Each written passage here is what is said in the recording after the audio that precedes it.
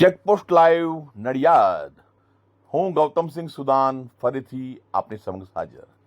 આજ રોજ નડિયાદ કલેક્ટર કચેરી ખાતે મરીડા રોડ વિસ્તારના રહીશો તેમજ માજિદ ખાન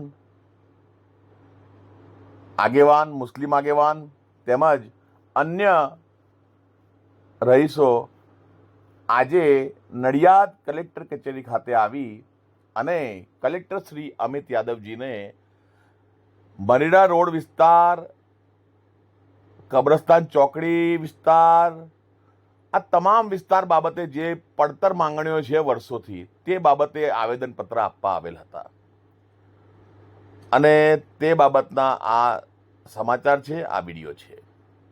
આપ જોઈ શકો છો, ખૂબ જ ચિંતામાં અને ખૂબ જ એમના ચહેરા ઉપર રોષ દેખાઈ રહ્યો છે. આ સામાજિક કાર્યકરો ઉપર